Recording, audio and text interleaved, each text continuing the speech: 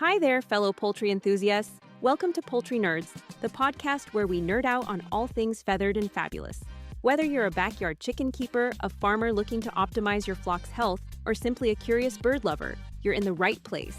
Join Jennifer of Bryant's Roost and Carrie of Show Pro Farm Supply, the hosts and fellow poultry nerds. Ready to dive into the wild world of chickens, quail, ducks, and everything in between? Each week, we bring you expert advice, fascinating interviews, and poultry tales that ruffle a few feathers.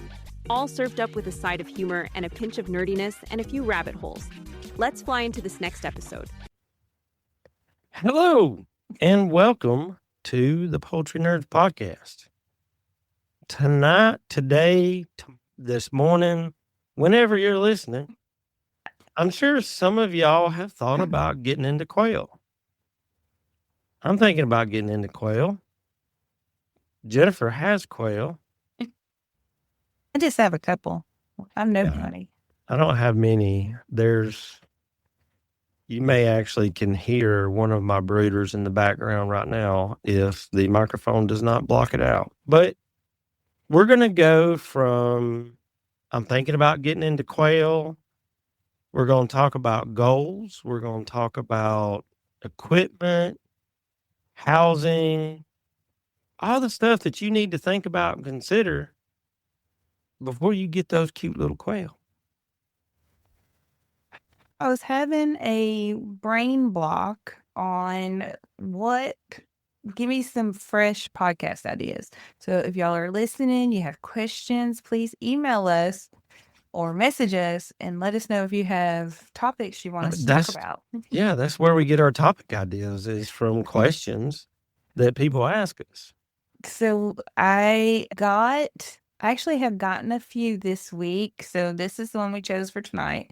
But the message says, do a podcast on you decided to finally get quail. Are you getting live quail? You're going to start with hatching? You're going to buy an incubator? You want to start straight up with eggs? Like, how do I even start? And then what do you put them in? And look, there's a ton of variables with all of that. They all have their benefits and their weaknesses. Yep. And I ship all of them. And so I can give you the pros and cons. I love pros and cons. Like, I live by pros and cons because literally everything in life has pros and cons. Like today, I had a question and I was like, I'm going to talk to Jennifer about this. And I'll be dang. What's the pros and cons? I'm not really coming up with any cons. What's the pros? I'm like, but it's true. You got to look at the pros and cons. You got to look at the benefits. And for a lot of people, they factor in cost.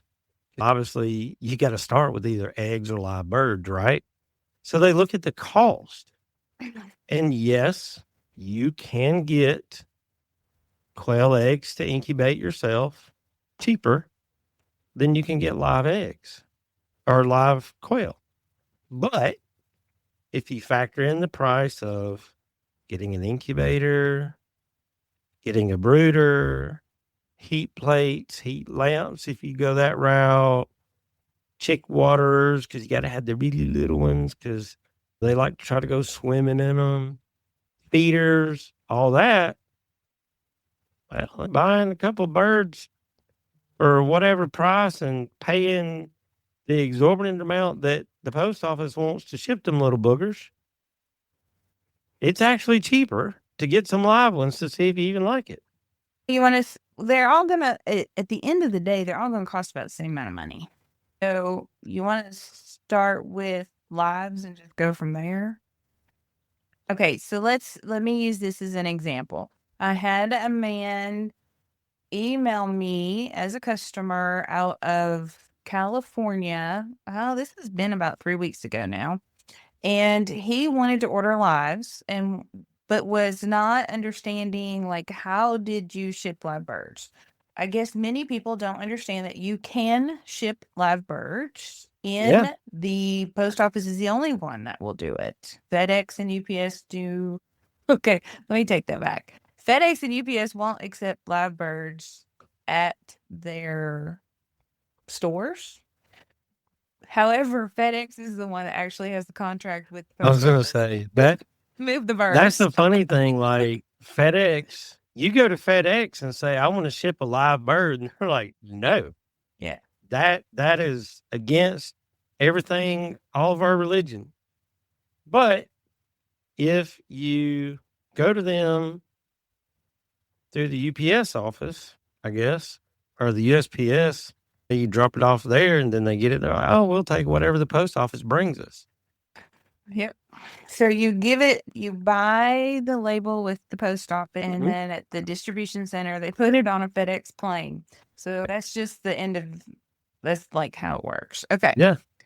So there's two ways that you can technically ship birds. Priority, which is the same as the white free boxes you get at the post office, or Priority Express.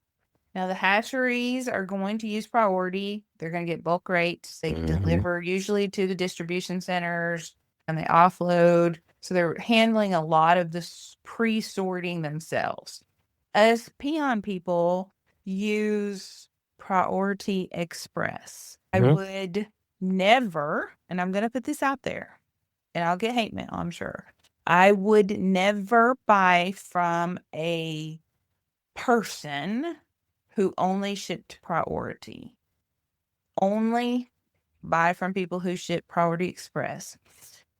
And this is going to be a complicated way to say this. There is no guaranteed overnight shipping anymore. So we have to move that from our brains. Yep, we don't do it. Priority Express is 2 to 3 day shipping. Which it used to be overnight. It is. However, if you drop it off today, day one isn't till tomorrow. So 2 to 3 days is really 3 to 4 days. It's got it all fixed to where the birds could be in transit up to 5 days. Yep. I have not had that happen except for a couple of times, and I ship a lot of birds. But if you buy from somebody, make sure that they understand how live shipping works. You don't really want to be their first customer. No, because there's a process to that.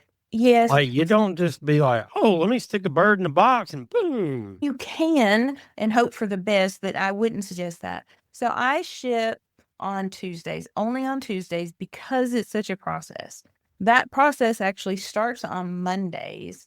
I do pre-sorting, getting the boxes ready, and then load them into the boxes around noon the next day. I make sure in the morning everybody's fully hydrated, fed, awake, alert. Nothing has happened overnight. Make sure they have plenty of water so they're fully hydrated before I put them in the box. And then I put them in around noon and I drop them off at 2:30. My post office closes at 3. So I drop them off at 2:30. Now, the caveat there is that you have to know the process that your post office goes through when you drop off your mail. Yeah. So if I go to the end of my driveway and hang a left and go to that post office, which is right at the same distance as the one to the right, that mail sits there and is not picked up until 4 a.m. the following morning. So if I took birds there, they would sit overnight. They would be picked up in the morning, go on that route, wouldn't make it to the Nashville distribution center until tomorrow afternoon. So there's 24 hours where they would then go on the FedEx flight, go to the next distribution center. So it would take 3 to 4 days in that process. If I go out of my driveway and take a right to that post office, somehow they have I call them puck trucks, the little short straight trucks that goes and picks up at 3:00, takes them to what they call a pre-sorting post office. I don't really understand that. But anyway, for whatever reason, when it goes to that post office, it goes from there, bypasses Nashville, and goes straight into the FedEx facility. And They got a so, direct link. exactly. And so my birds will usually appear Wednesday morning at the local, if not the local post office, the local distribution center. And I will tell you that if I ship to California, they will receive them before if I ship to Alabama. So I don't Now, understand make that make sense. that part of it.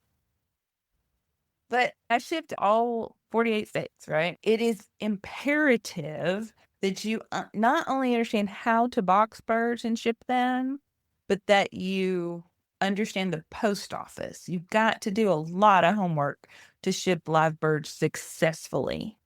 Okay, now back to our original topic here. Now, hang on. I Okay, will what? say that there is a class on shipping school that people can check out where you break down the nitty gritty. This is what you need to ask at the post office around, breaks it all down, makes it easy. So if you do want to ship after you get your quail, if that's something in the future, check that out. Yep, that's on my You'll learn website. something. Okay, so back to the original topic. We are, if you're I going want to to get some buy, quail. okay, so you're going to buy live birds. So back to our guy in California that contacted me.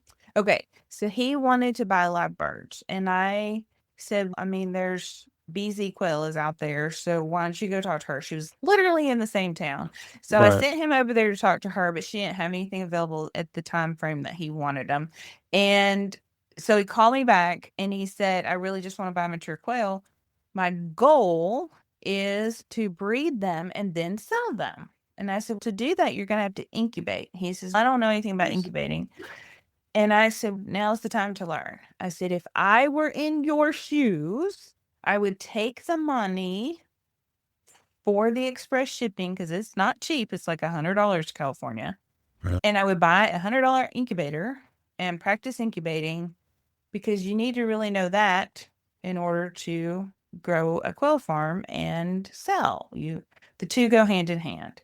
That's the better use of $100, in my opinion.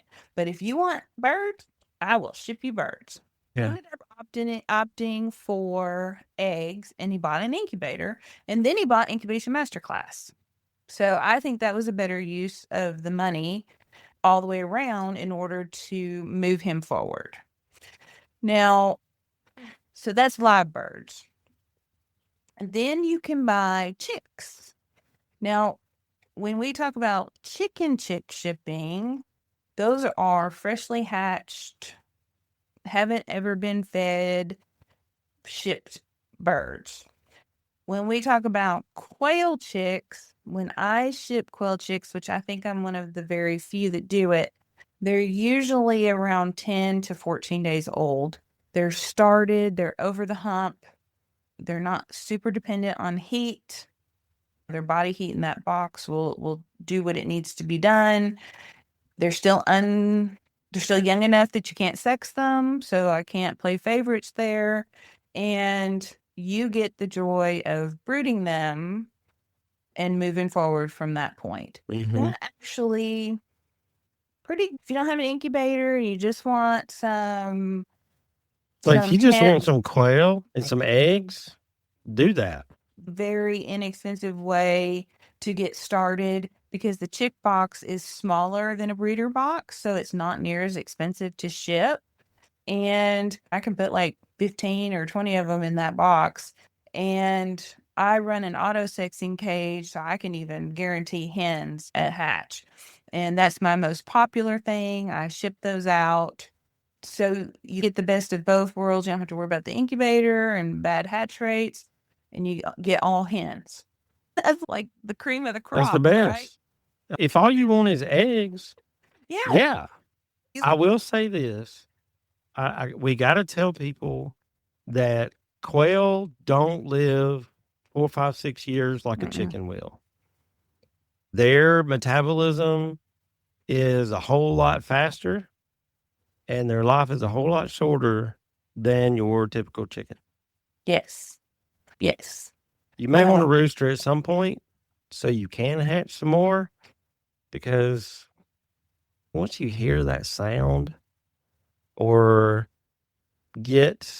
I think everybody needs to start with a tabletop incubator, even though I really can't stand them, because once you're looking through that clear dome and you see that thing pop out and you start hearing that chirping sound, I've never been addicted to crack,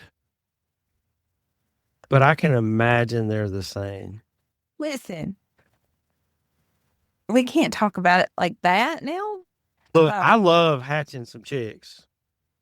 We all started with tabletops, I think.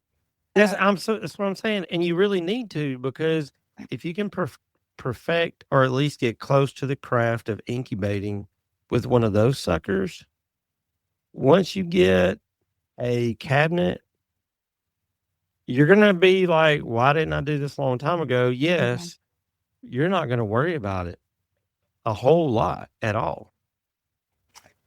Okay, so if you wanted to start with egg, on our side of the road, we see a lot of people buy the cheapest incubator, buy eggs, and not really get anything of any consequence to hatch. So that's why I said at the very beginning that everything costs about the same. Because if you're going to buy $200 worth of eggs and put them in a $20 incubator, don't expect a lot. You're not going to get $200 worth of chicks. Even in the best of cases with the top of the line incubators, you may not even get $200 worth of chicks, because we don't know how they're handled between point A and point B.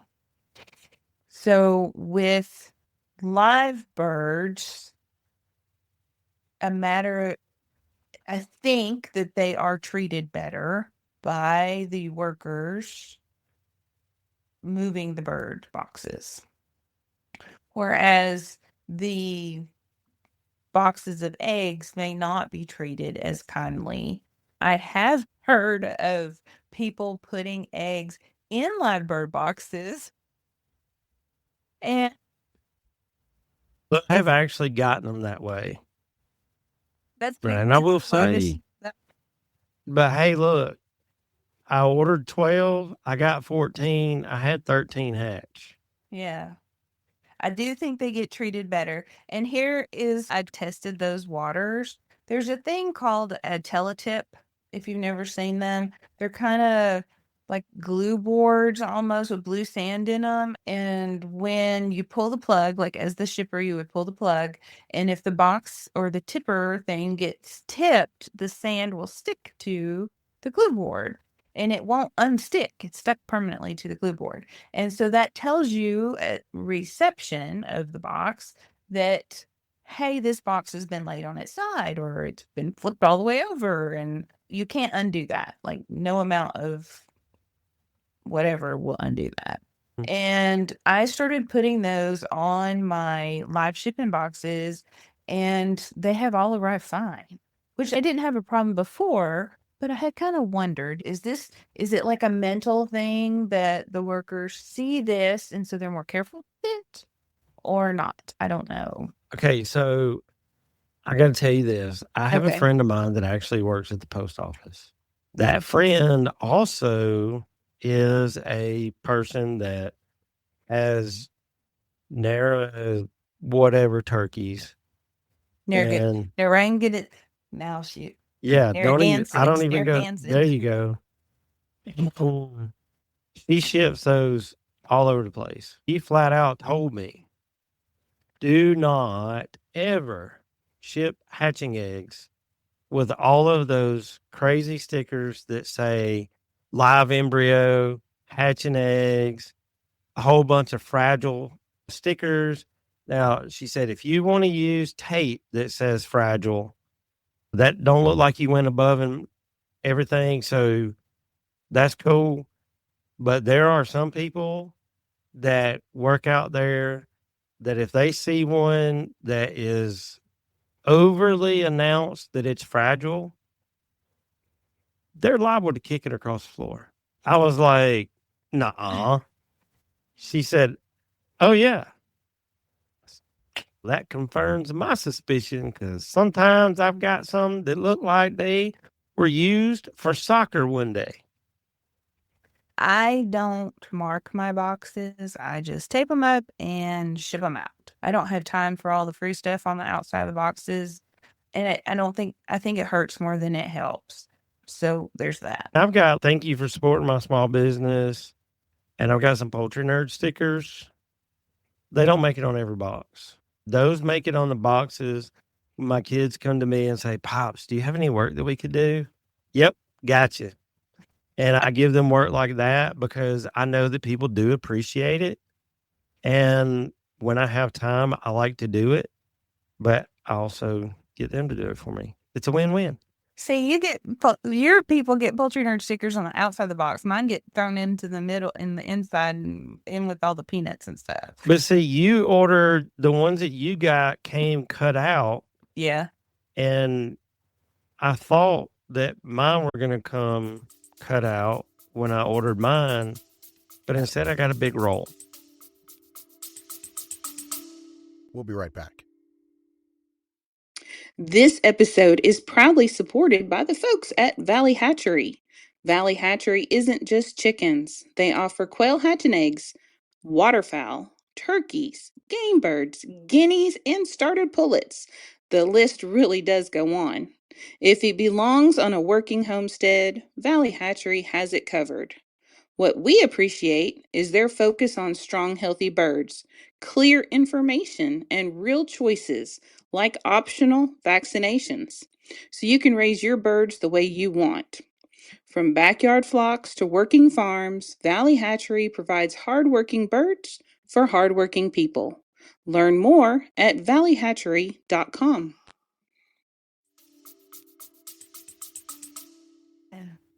Next time you come up here, I'll give you some. Yeah. Thank you. All right. So now you've got way A, you've got to buy hatching eggs, you've got to buy an incubator, you have to buy brooder stuff. Oh, that sounds like my starter kit, doesn't it? And then It really does. So you've got all that money invested and time. So you're going to looking around 9 to 11 weeks before you get your first egg. Okay.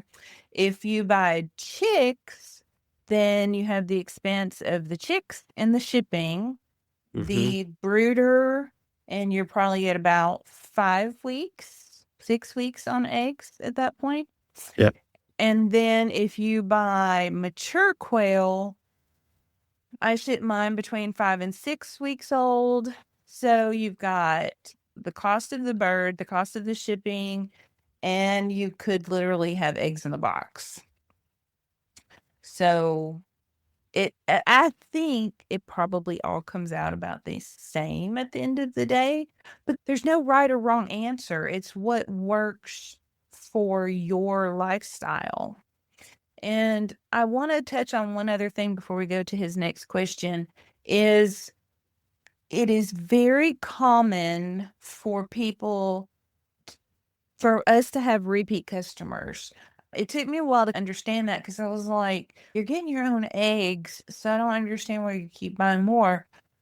But they don't keep roosters or they don't want an incubator. So like I have people that will buy all hen chicks in the spring and then cull them out in the fall and not have to deal with birds in the wintertime.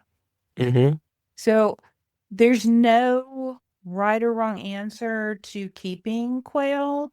It's just what works for you. Just sit down and think about what you want and what you don't want. Don't forget, for every pro, there's a con. And then you just have to weigh those out and what works for you. So don't think that if you got birds today that you'll never travel again, because you could do your travel in the wintertime and cull them out. So you can still go to the beach and enjoy it without sweating. Right. Yeah. So I told somebody the other day, because he's going to be gone for 2 weeks and his breeders are getting older and it's winter time and he was fussing about the frozen water and blah, blah, blah. And I said, look, I said, just call all your birds. Just Yeah. shave all the eggs from today until the day you leave. Stick them in the incubator. Stick them in the incubator. And when you get back, it'll be time to go into lockdown. And he goes, that is like genius. I don't have to pay anybody to come watch them. I don't have to worry about them. And I still get to keep my quail. I don't have to buy more. And so just don't overthink it. I think sometimes we overthink stuff. Don't overthink it too terribly much. Just think about what you want and then work within that. Okay, so his next question, he said, was to decide how to keep the quail. That's going to be more environmental. So how I keep quail is even different from how you keep quail. Because you have less land, you're doing more hutch style, whereas I have mine all in an insulated barn. So we have a friend up north that winter hit him hard and he couldn't keep his quail. He had them in battery cages and he couldn't keep the waters from freezing and it was becoming an issue, while he's gone at work during the day. And I said, just turn them loose on the floor. Just turn them loose on the floor, resort them back out later. And he did that. And he messaged me back and he goes, this was freaking genius. This worked so well. He just threw some peat moss on the floor that he can clean out later in the spring. And in the springtime, he'll rake that out and spread it out over what little bit of grass he has. Yeah. And it'll be dark green. Yeah, exactly. There's no wrong way to do this other than if it's just mean. Don't do that. But if it's not working, don't be afraid to shift directions. And even if it's temporary. So like he's keeping them for the winter. He's going to keep them aviary style because he's traveling a lot and he just got 5-gallon buckets, put nipples on them and set out like 25 pounds of feed and has a guy come in and helping every few days to check on him. And that's what he's going to do until he gets back and gets resettled and puts them back up in the cages so he can start incubating again. So there's aviary style, there's cage style, there's hutch style. And again, there's pros and cons to everything. So my setup inside the insulated barn, the pros would be they have a consistent temperature, consistent environment, consistent lighting, consistent food, consistent water. Like every need that they have is being met basically. The cons would be I have to do poop trays, I have to clean the floor. They don't get like dirt and stuff to live on, but I have clean eggs. So I was going to say, you don't have to send out a search party for your eggs. Exactly. Now you're doing hutch style, no poop trays. Yeah, so I started that recently, and I don't have help, and I have a very busy life. So not having to mess with poop trays on my, I hate to call them expendable birds, but birds that I know are going to be dog food one day, they're going to go in these cages and they are protected from the sun. I mean, from the direct sun. They're in the shade. They're protected from no owls. Yeah, no predators are going to get a hold of them because I have 2 LGDs that will have access to them. I'm at a point now where I need to automate as much as possible, and having them all like that allows me to automate easier and eliminate poop trays. Because I'm sorry, but when you have a few thousand birds, poop trays is like a day. It is a task. It's a task, and not everybody has room to have Mount Poopmore where they've got all the stuff brewing for what they're going to put in their greenhouse. when they start their plants early next year. I'm going to try that out this year and let y'all know how that goes. But I really think that the most important thing that you can do is plan, because when you get birds, you need to know your end game. What is your goal? And I say that Rip Stalvey told me that years ago. And if I had have known that when I started getting back into poultry years before that, I would have waited probably a year and planned better, because I've caught myself redoing stuff, and that's really frustrating. We pivot a lot though. We're getting older. We amassing more animals, it seems, and as the businesses grow. So we do have to pivot a lot. But I want to point out to our listeners here that you're the example, because I still am doing things the way I've always done them, but you had cages and now you've gone to hutches I still because have my stacks. I still have those. And like, I keep breeders in them to keep them inside in a controlled environment and all that good stuff. But I haven't been able to take any extra orders in a very long time. And I haven't wanted to expand my business because every time I get help, it don't work. Like, finding help that will show up is tough. The last person, no, this 2 people ago that I hired this guy, and I was like, hey, look, this is the work that I have. You said you needed work. It's not the most glorious task, but it would help me out a whole lot. What do you need to make? And he told me a price. Okay, cool. I can make that work. And a month or so goes down the road, I find out that not only is this person making more than what I really wanted to pay, but again, if they're willing to do the work, I'm willing to pay for it. Find out that they're like taking 10 million smoke breaks. I'm sorry, but you don't need to smoke a cigarette every 10 minutes. And one day they spent like 45 minutes literally washing their car and cleaning it out. And when I looked at the timesheet, that was the time that was going on was included. And I'm like, bro, I'm not paying you to wash your car and letting you use my stuff, and you even use my water. So it's really tough to find dependable help. And like, I've been terrified to scale beyond what I can do by myself. so So you pivoted, pivot. and so that's exactly what I'm talking about. And so our friend up north, he pivoted into aviary style to suit his needs for the winter time before he goes back to breeding season. And Our so friend up north, he just wanted a couple quail, he did. and then we had to welcome him to the dark side because he got addicted quick. He did. So he was just like probably most of you listening. He just ordered like 4 hens for me and I shipped them up there. And now he has a GQF Dino too. And he's got birds everywhere. Yep. So he cracks me up though. But But that anyway, is the benefit to quail is you can still get meat, you can still get eggs.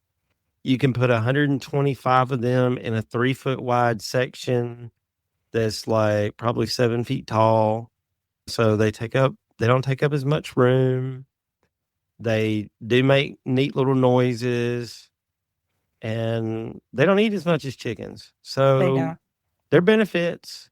Yep, there are. So back to our original thing. If you just write down, say, you know what, I want to invest $200. This is what I want out of it. And these are the pros and cons both ways. And if for whatever reason that you can't like you need more direction than we're giving you here, Quail Mania is still available through the end of May. So you can find that at our website, poultrynerdspodcast.com. That will give you even more information. And if you still want just a little bit more tweaking, we both offer consults, which are very affordable, and to just listen to your needs and for us to give you our experience and help you maybe decide or answer some questions that you may need. And I only charge $19 for a consult. Like, I $19 break mine up in 2 sections. I'll talk to the person for a few minutes and essentially give them a homework assignment. And then they're going to email me their homework, which gives me all the stuff that they're thinking. So I can think about that, go through it, do all that. And then we'll get together and we'll hash out everything that they have. And I'll give them my answers and we'll talk about that and help you come up with your plan. It's really nice to be able to talk to somebody who has a little bit more knowledge than you do. We both talk to other people. I have mentors in the chicken world. I'll talk to other breeders if there's something weird going on or I need to tweak something. You're good with Rip and other people. Rip is just a hoot. I just get stuck on Rip. And just know that we all talk to each other and gather information that's available to you. A lot of breeders do consults. You don't just have to wing it. You can get really detailed, personalized information. And what if you even decided, you know what? Quail is not for me. Then you're only out $19. That's a whole lot cheaper. And all the setup and the heartache and figuring it out yourself. So just look at it that way. Again, I'm huge on pros and cons. And so that's just my 2 cents there. Yeah. And like you said, the biggest thing is you got to figure out what your goals are. That helps you figure out what kind of quail to get, what to do, what kind of setup you need, all that good stuff. And the options are limitless. And the potential is limitless too. You got into quail because you show poultry, chickens, and you wanted to try out some stuff with genetics, and a quail fully matures in 8 weeks. A chicken does in 6 months, some of them. So you can find out stuff faster, and then fast forward, 10 years, 11 years, something like that. And you have more quail than you do chickens. I just had somebody here Saturday picking up something, and she wanted to get into breeding Wyandottes, and her husband wanted to do quail. And she said, I just don't see the appeal to quail. And I said, but you can practice your genetics and your matings and your eye on the quail. Whereas if you did it on Wyandottes, it's going to take you a year for every 15 weeks on the quail.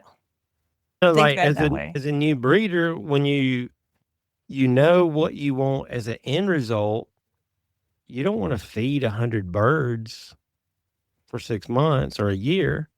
So for me, with quail, it was a way for me to be able to identify stuff at hatch.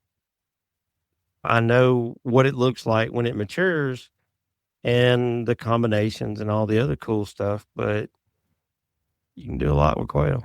You can. I like them. All right. I hope you guys choose quail. Quail is great. Chickens are my first love, but quails, they're great. They're easy. They're fast. They're tasty. Yeah. All right. With or without barbecue sauce. Yes. See y'all next week. Bye. Thank you for joining us this week. Before you go, be sure to subscribe to our podcast so you can receive new episodes right when they are released. And they're released every week.